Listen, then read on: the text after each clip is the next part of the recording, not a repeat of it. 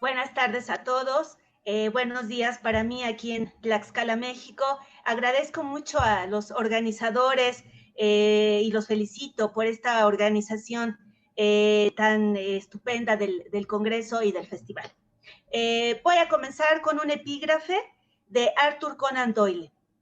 Existe una roja hebra criminal en la madeja incolora de la vida.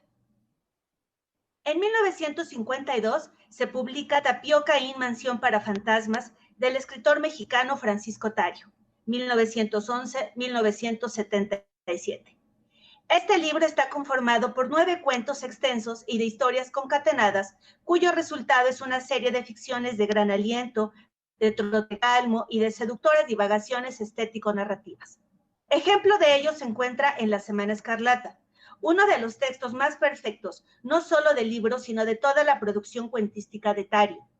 Su contundencia narrativa, a decir de Alejandro Toledo, solo puede compararse a la de relatos como La noche de Margaret Rose y Entre tus dedos helados. Este cuento, complejo por los recursos estructurales y los ejes temáticos, plantea un mundo de enigmas, al inicio de fuerte raigambre policíaca y hacia el final de evidente urdimbre fantástica. Así, el cuento abriga confluencias entre lo policial y lo fantástico, al traslucir ambos discursos de recursos semejantes, pero de objetivos contrarios, tal cual lo analizaremos. Francisco Tario transpone esos discursos literarios, transita por sus mecanismos, indaga sus similitudes y desentraña sus diferencias.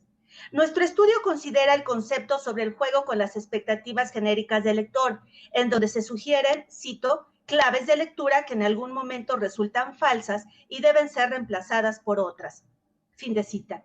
Al inicio, todo nos conduce a la suposición de un texto policial con una serie de crímenes por resolver.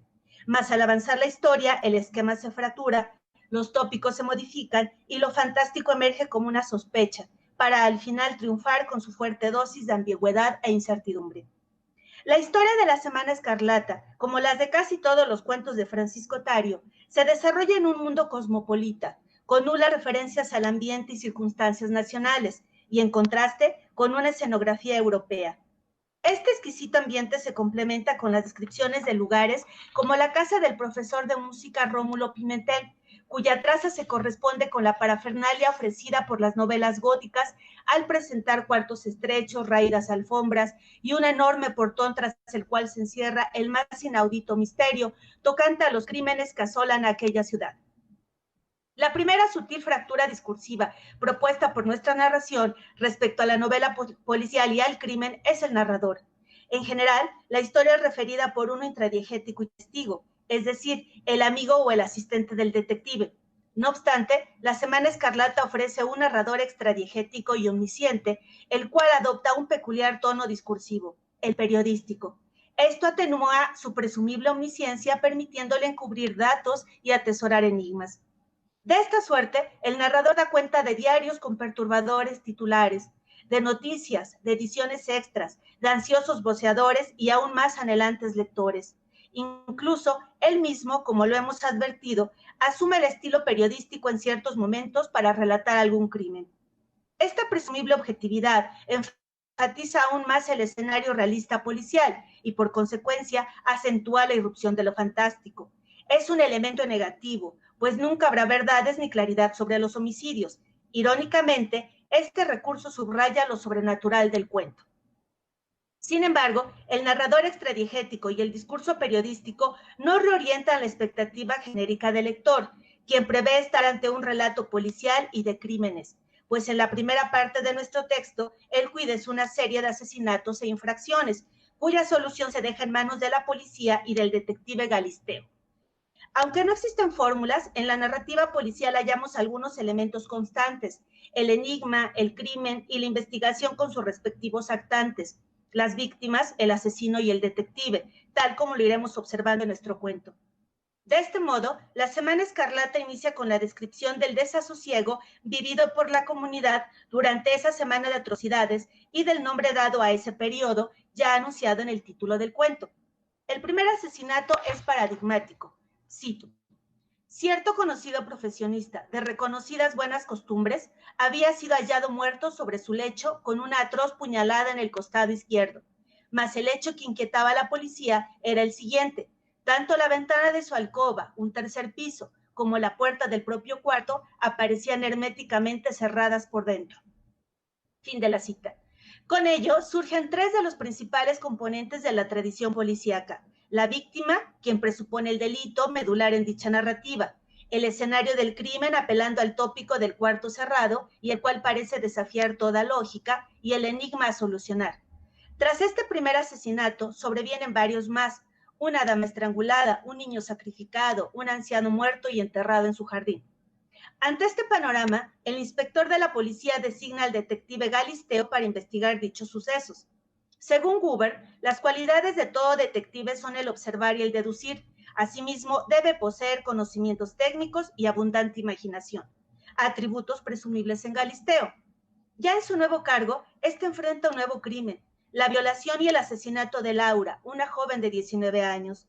Con este evento inicia la denominada Segunda Semana Escarlata y propiamente la investigación de Galisteo, cuyos itinerarios vuelven a fracturar el esquema policíaco al advertirse más una averiguación documental que de observación y escrutinio directo.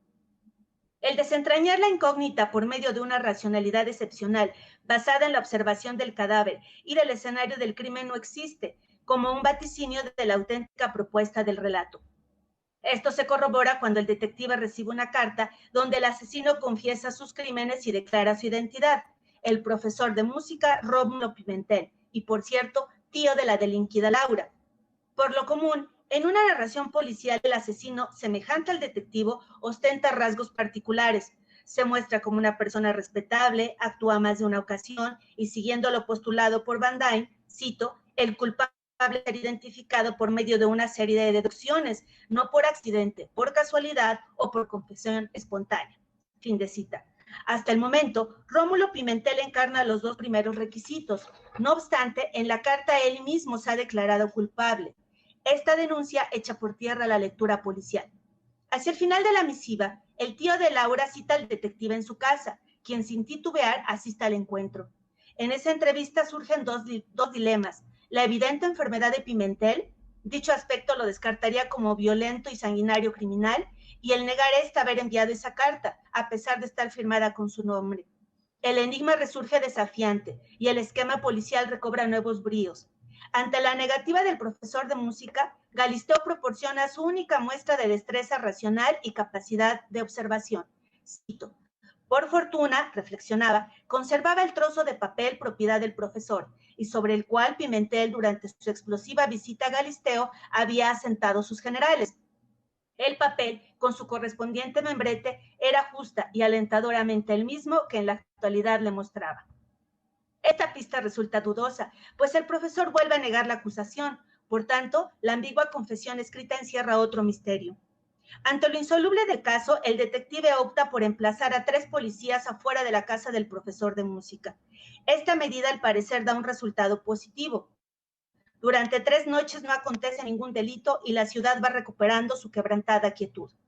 Esto confirma la culpabilidad de Pimentel y, por ende, el detective acaricia el triunfo y el reconocimiento, aunque la experiencia le aconseja esperar unos días más. Su única desazón es el visible decaimiento físico del profesor, quien parece devastado por una secreta y misteriosa enfermedad. Por lo demás, el caso parece resuelto. El tío de Laura era el ejecutor de tan macabros sucesos. Mas esta quimera se desmorona cuando los diarios anuncian un nuevo homicidio. El asunto deviene inexplicable, pues Pimentel ha sido eficazmente vigilado por los policías. A esto se suma el patético estado de salud del profesor, cuyo aspecto parece no el de un brutal delincuente, sino el de un apesadumbrado moribundo. Tras esta ostensible prueba de incompetencia, el inspector despide a Galisteo. Aun cuando se intenta censurar a la prensa, esta se complace en puntualizar el vergonzoso desacierto y además continúa divulgando los nuevos homicidios, violaciones y fechorías. La solución está muy lejos de encontrarse, no así el enigma que prospera con noticias como la siguiente. Cito: una mujer enloquecida de espanto fue detenida sobre el andén de la estación ferroviaria al asegurar que en el interior de un vagón se hallaba el feroz asesino, y al aportar datos describía con minuciosidad asombrosa al desdichado profesor Pimentel. Fin de cita. El detective, humillado, confundido y desterrado de los telones policíacos, no logra desentrañar la misteriosa situación del maestro de música. Por su parte, la pesquisa de sus colegas no brinda ningún fruto. El conflicto sigue vigente y por eso Galisteo decide visitar al profesor. Este encuentro modifica el rumbo de la historia. Pimentel entrega al detective un escrito, quien después de marcharse apremia la lectura. Tras revisar el documento, este concluye que el tío de Laura se encuentra loco o enfermo y por lo tanto lo absuelve de sus supuestas atrocidades. Esta vertiginosa deducción nos produce recelo, pues desconocemos lo escrito en aquellas páginas. El relato juega por breves momentos con esta ignorancia del lector y por si fuera poco, el narrador recrudece nuestra desazón lectora cuando narra cómo el detective prende fuego a esas hojas. Esta transitoria secuencia de frustración termina enseguida. Mientras Galisteo quema el escrito, el narrador nos reporta el contenido textual de aquel documento intitulado Relación de extraños e inexplicables sucesos en la vida del profesor Rómulo Pimentel, y clave de lectura para la siguiente parte del cuento.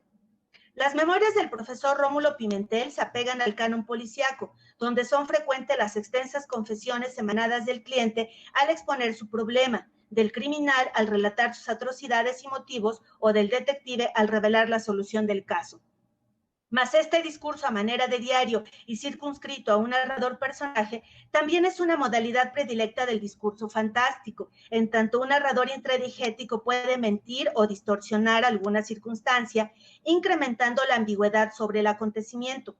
En la Semana Escarlata hallamos la historia de los crímenes y la historia de su posible explicación por medio de las memorias de Pimentel. Dicho escrito configura el puente entre la lectura policial y la fantástica al referir sus atrocidades según lo postulado por el paradigma policíaco y criminal, mas al no consignar las soluciones a dichos crímenes también da cabida a lo fantástico. El problema registrado en los escritos del profesor de música es la ruptura de límites entre dos territorios distintos e inconexos, la realidad y el sueño. Como propone Víctor Antonio Bravo, la alteridad implica la presencia de dos ámbitos diferentes e interrelacionados, aunque con una frontera que los separa. De este modo, cito, lo fantástico se produce cuando uno de los ámbitos, transgrediendo el límite, invade al otro para perturbarlo, negarlo, tacharlo o aniquilarlo. Fin de la cita. En este tenor, el sueño y la vigilia dejan de ser dos zonas distintas al infringir el límite entre ellas, y es cuando uno puede ser generado o modificado por el otro.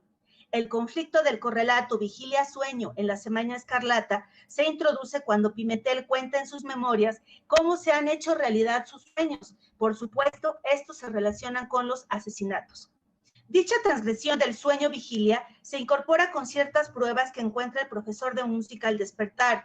Estas evidencias u objetos testimoniales, como las denomina Rafael Olea Franco, van desde un golpe en la sien izquierda de Pimentel, pasando por sus botas sucias de barro o su cartera vacía, hasta el intento de violación hacia Laura, el apuñalar a un hombre, el estrangular a una mujer y el asesinar a un niño y a su propia sobrina, además de la carta, también redactada en un sueño y donde se inculpa. Pimentel, con una inmensa angustia, va relatando sus sueños crímenes. El sueño y la vigilia lo tienen apresado, al grado de ya no deslindar dónde termina uno y dónde comienza la otra. La única solución es evitar dormir, pues si no sueña no cometerá más faltas. Sin embargo, la tentativa le ocasiona el raro padecimiento que día a día lo debilita más, situación enfatizada en la primera sección del cuento. Las memorias de Pimentel intentan, de esta forma, explicar los hechos, pero lo sobrenatural del asunto las descalifica y para Galisteo la razón debe imperar por encima de cualquier presupuesto. Por eso, su inferencia es la locura o la enfermedad del personaje. Mas lo fantástico ha ido ganando terreno y solo le resta aflorar con todo su ímpetu. De esta suerte, tras la rápida conclusión, el detective se duerme y de pronto tiene un sueño. Pimentel conduce un auto, él va dentro, siente un inusitado peligro, llegan a una choza, ambos personajes se miran, Galisteo halla una escopeta con la cual anhela matar a Pimentel, pero este huye y desaparece. Este sueño es revelador, pues anteriormente el profesor de música había tenido uno semejante. Este tipo de doble establecido entre Pimentel y Galisteo por medio del mundo onírico se vislumbraba con algunos indicios previos. El sueño del detective continúa en la última secuencia narrativa. El profesor es devorado por miles de hormigas, las cuales también arrasan a Galisteo, quien antes planea dispararle al profesor. Ambos forcejean y caen al vacío. Cito. Primeramente sus rostros golpean contra las rocas, después contra unos resecos arbustos, por fin contra algo blando y frío que pudiera ser una cascada o una arboleda, y el fin siempre tan natural e incomprensible. Fin de cita. Este final, simple e indescifrable, es la muerte real de ambos personajes e instaura el sueño como el gran invicto al arrastrar a su caótico mundo a Pimentel y al detective, espejos deformados, opuestos y al mismo tiempo complementarios uno de otro, quedando por eso mismo prisioneros en esa zona donde el sueño y la muerte se fusionan. Este desenlace destruye la lectura policíaca y criminal, pues siguiendo lo postulado por Van Dyne, el caso no se explica, por lo mismo no existe ninguna solución con recursos realistas ni lógicos. En este marco, las explicaciones o ambigüedades entenderíamos lo indicado por Todorov. Cito, la novela policial con enigmas se relaciona con lo fantástico, pero es al mismo tiempo su opuesto. En los textos fantásticos nos inclinamos de todos modos por la explicación sobrenatural, en tanto que la novela policial, una vez concluida, no deja duda alguna en cuanto a la ausencia de acontecimientos sobrenaturales. Fin de cita. Nuestro cuento deja una incertidumbre, nada lógico ni racional predomina, sino la sospecha de lo inasible e inexplicable. La Semana Escarlata resulta deslumbrante por varias razones. El impecable estilo, el juego con las expectativas genéricas del lector, quien al inicio observa el esquema clásico de la novela policial y el crimen, para después intuir el derrumbe de este paradigma y hacia el final ser copartícipe de una irrupción fantástica. Y por último, y no lo podíamos olvidar, el tono irónico y mordaz tan característico de la obra de Tario, cuyo ejemplo más notable y magistral lo advertimos en las últimas líneas del relato, cuando el narrador comenta la situación de la ciudad tras la muerte del asesino Pimentel y del detective Galisteo. Y cito, por lo demás, la ciudad vive su vida, tediosa, lóbrega, inútil, mas sin sobresaltos. Fin de la cita. La obra de Francisco Tario apuesta justamente por el sobresalto, el sueño y la muerte. Eso propone la Semana Escarlata. Eso formula el mundo narrativo de Francisco Tario. Una negación al vacío, al aburrimiento y a la insignificancia. Una categórica incitación a la plenitud, al desafío y al ímpetu de la incertidumbre y de lo fantástico. Agradezco mucho a los organizadores y les felicito por este evento. Espero haber motivado la lectura de Francisco Tario y de su obra, que es un gran escritor. Muchas gracias a todos.